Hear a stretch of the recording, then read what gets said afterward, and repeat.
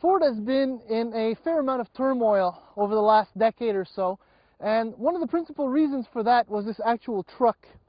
Now, just as a little bit of information, it seems as though I am in a little bit of turmoil every year at about this time, where I seem to have developed this habit of getting stuck in about 6 or 8 inches of snow with the truck that I'm driving.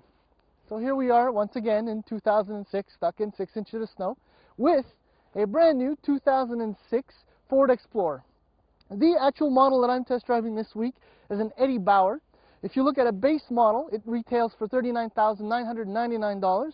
My tester, Eddie Bauer, retails for just under $55,000, and the top of the line limited with options will retail for just over $58,000. Now, engine choices reside between a 4-liter V6 that puts out 210 horsepower. Its transmission is a 5-speed automatic. My Eddie Bauer has the optional 4.6-liter V8 that puts out 292 horsepower and 300 pound-feet of torque. Notably, for 2006, Ford added 8 valves to the powertrain, so the horsepower or the output climbed to 292 from 239 from 2005. Now, what I can say about the 4.6-liter V8 is that it's got its work cut out for it. It's a very heavy vehicle. Fuel consumption is not good.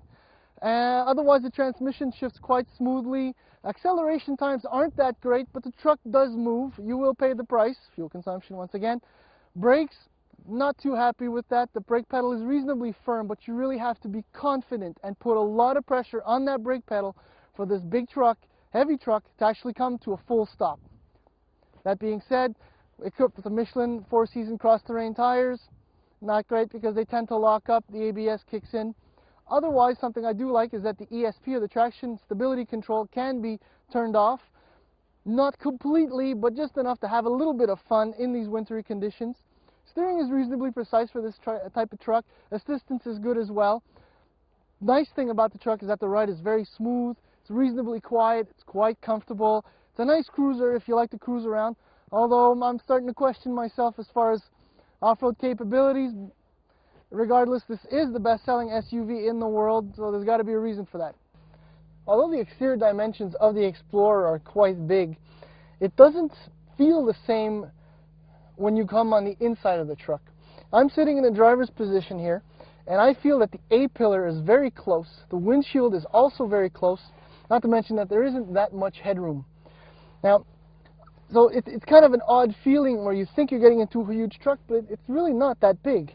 It's actually quite narrow. Otherwise, the interior is reasonably well finished. The choice of materials is not bad, but one of the things that bothers me the most is you can actually see some casting lines on a lot of the plastics, the door panels, and even some of the trim on the dash. I guess you have to cut corners somewhere if you want to make the price of the truck reasonable. One of the things I like the most about the Explorer actually is the navigation system. It's touchscreen, love that. And a lot of the menu buttons are on each side of the screen. So it's easy to access, easy to use, and it's actually one of the quickest and most precise that I've used so far. Very impressed with that.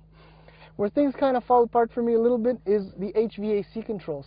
Although they are a few switches that are easy enough to read when it's nice and sunny outside, like right now, when it gets dark outside, they don't illuminate. Only a little bar above each button illuminates. So unless you have the intensity of the light at the max, you won't be able to see what you've actually pressed. You won't know if you're actually in the right mode. Anyhow, gauges, large, black on white, I like them. Steering wheel is very nice, good grip. The only thing is that the big bars in the middle are really thick, so you can't really wrap your hands around the 9 and 3. Anyhow, I really like the handle, very novel at the top of the armrest, works really nicely, although the handle bar to close the door is lower and not in a position where you would normally expect it to be, so you kind of got to get used to that. Otherwise, the front seats and the second row seats, which are buckets in this one, quite comfortable, good support, very nice. Like I was saying, it's a nice thing, it's a nice vehicle to actually go on a cruise with. Interior is okay. It's a 6-seater in this case. It's a third row.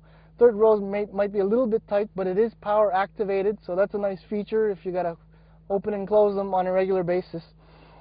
Otherwise, for $55,000 though, maybe I would have expected a little classier touch, a little bit more luxury.